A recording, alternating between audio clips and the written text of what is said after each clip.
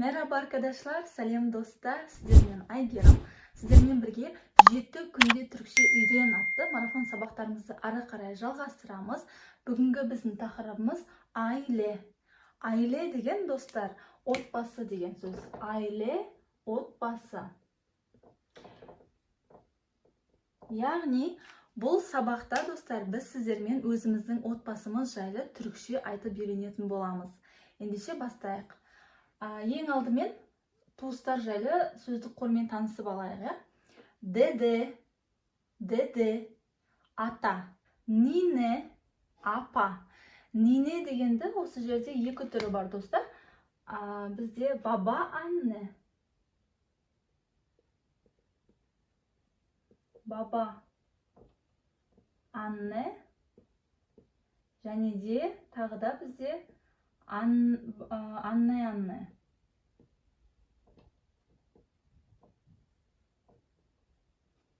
Яғни, баба анне немесе анне деп айтады. Бұл баба анне деген, яғни папаңыздың мамасы бар ғой, соны баба анне дейді кейде. Анне деген сіздің анаңыздың мамасы, я?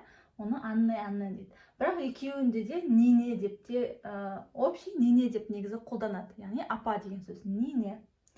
Шадастырып алмас үшін баба анне папамыздың мамасы, анне мамамыздың мамасы.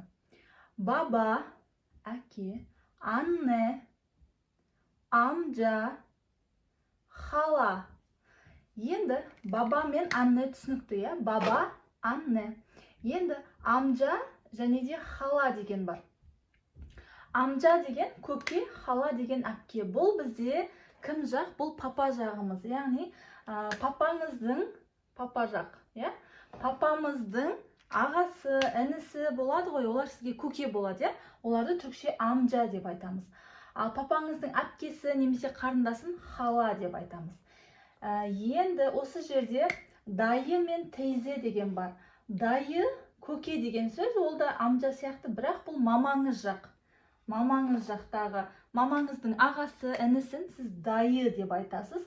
Тейзе деп мамаңыздың әпкесі немесе сіңілісін тейзе дейсіз. Яғни амжа, хала, дайы, тейзе. Оğlan, kız, torun, ağabey. На әріпті білеміз, достар, бұл юмшақ ге әріпі, бұл әріп өзінің алдындағы тұрған дауысты дыбысты екіге созады, сонда абей болады, аға деген сөз. Кейде бұны аби деп те айтады. Аби, қысқартып, яғни аби деп айтады. Абла, әпке. Erkek kardeş. Kardeş деген бауыр деген сөз. Kardeş, бауыр. Erkek kardeş, іні.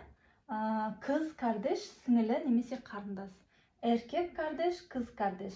Тағы да бір қайталап шығайық.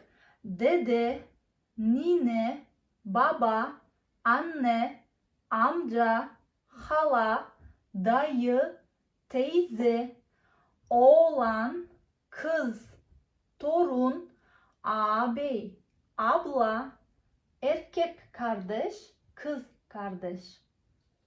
Ал енді достар, отбасы тақырыбына байланысты барлық сөздермен таныстық, я? Енді мына жерде әдеттегідей біз сіздермен бірге шағын мәтін құрайтын боламыз, өзіміз отбасымыз жайлы.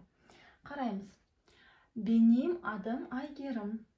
Ben 18 yaşındayım, я? Өзіңіздің атыңызды қоясыз. Оны білеміз, я, алдыңғы сабақтан. Benim adım Айгерім, ben 18 yaşındayım.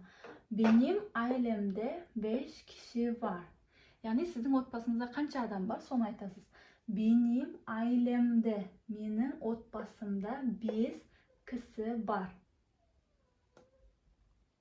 Babamın adı Omar. Babam 50 yaşında. Мына жерде өзіңіздің отбасыңызда қанша кісі бар, соның санын қоясыз, я? Benim ailemde 5 kişi var. Babamın adı Omar. Babam 50 yaşında. Әкемнің аты осындай, әкем мынанша жаста. Annemin adı Ayşe. Annem 48 yaşında, ya. Өзіңіз қоясыз, анаңыз қанша жаста. Ağabeyimin adı Arman. Ağabey bilemiz, ağa, ya. Ağamның аты Arman. Arman 20 yaşında. Abla әпке, ya. Ablamın adı Baljan. Baljan 19 yaşında. Biz büyük ve kalabalık bir aileyiz. Biz үлкен және де калабалық деген адам көп, яғни 4 кісіден асқан адамды толпа деп айтады, яғни топтасқан адам.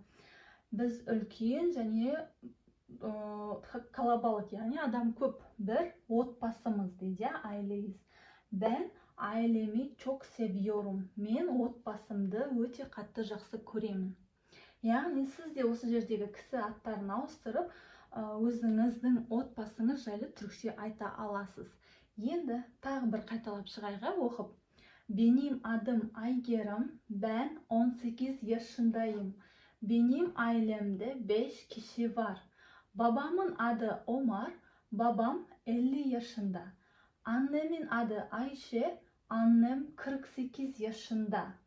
Ağabeyimin adı Arman, Arman 20 yaşında.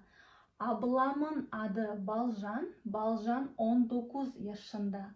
Biz büyük ve kalabalık bir aileyiz. Ben ailemi çok seviyorum. Осымен достар, бүгінгі сабағымыз аяқталды. Отбасы тақырыбы жайлы сіздерге барлығы түсінікті болды деген ойдамын. Өзіңіз де, яғни сіздің де түркше сөйлеп кетуіңіз өте қиын, сондай бір нәрсе емес. Марафон сабақтарын қарап, қайталап, сіз де 7 күннің ішінде түркше сөйлей аласыз. Барлықтарыңызға сәттілік достар, iyi dersler.